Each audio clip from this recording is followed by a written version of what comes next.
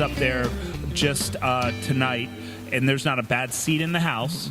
You feel like you're part of the theater, and like you said, very intimate. And then you have some big technology. What's that whole? I walked in there, and there's like 4, 7, 9 all over on the wall. What is that technology? Well, those are projectors. We have about 10 projectors up there, and they're all computerized, so they're in sync with each other, and they can project whatever scene we want up on the ceiling and on the sides of that theater. So we can immerse people in the audience in whatever the scene is. So they might be singing on the slave ship, and then the sides of the wall look like part of the railing for the ship. The ceiling looks like clouds and seagulls flying by, and you see the ocean out there. So nice. You can be immersed in that.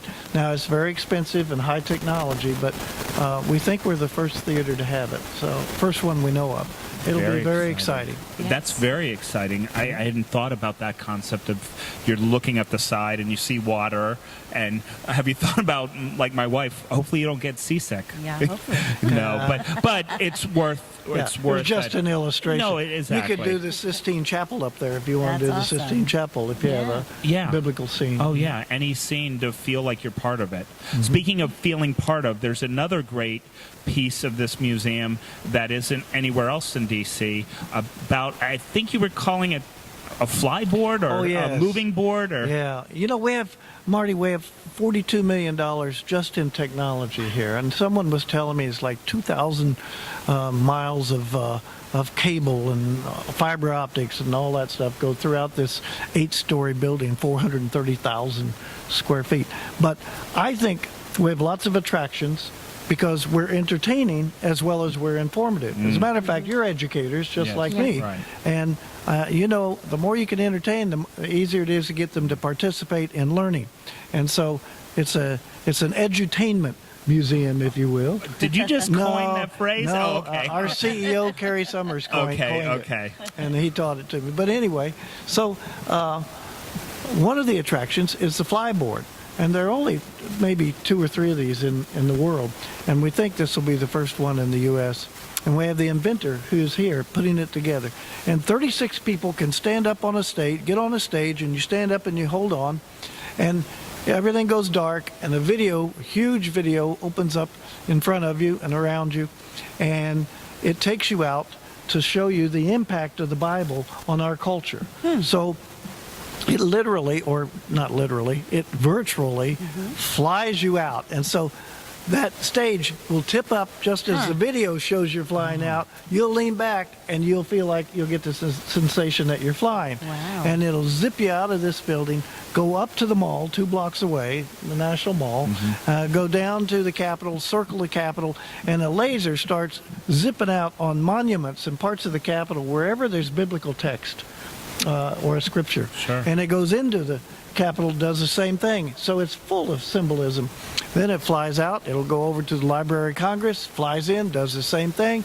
And it takes you then down toward the Potomac.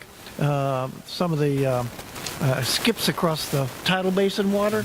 And when it skips, mist will hit you in the face. And then it flies down around the Potomac by those cherry trees, which are in bloom, of course, and you will smell cherry blossoms. Anyway, it gives you the idea of how pervasive the Bible is even today in our culture. Yeah, absolutely. And I liked what you said about education and hands-on. So this museum, because if you're where I am right now and I turn to the right, there's a huge area for children. So this museum is for, what, 5 to... Oh, yeah, 5 to 105, you know, children of all ages. Sure. And if you can't walk, you just sit right there and look up the whole time, right? So you got something for everyone. Absolutely. And by the way, we're pleased there are no escalators in this museum, so you don't get caught and kids don't get hurt and they break down all the time. We have stairs and we have all sorts of elevators. In the elevators are biblical scenes on the walls, and they change as you're going up and down. Wow. There's Talking about that, really a lot of wonderful things.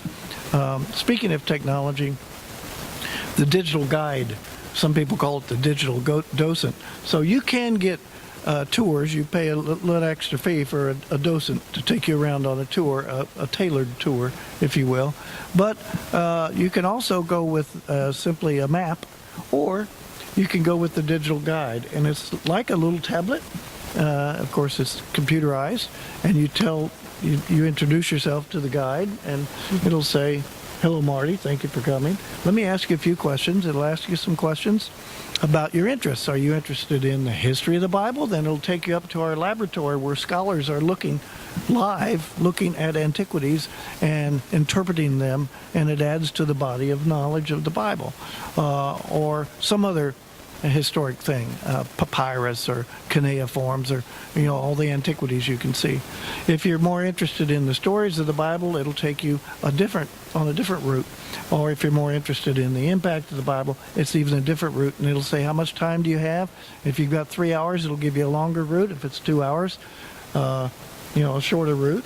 And if you're not moving fast enough and you're falling behind, it'll remind you, if you really want to see everything in these 2 hours that you'd like to see, you better increase the pace. Right. Oh, and it has a GPS function. So if somebody in your group lags behind or gets lost, you can find them within 4 inches any place in this museum. Wow. In fact, you can text them. Oh, very Isn't that amazing? nice. That's very nice. Yeah, so that'd be great for us because we both have different interests, but then we want to meet up somewhere else. That's great that you don't have to, because there's so much in this museum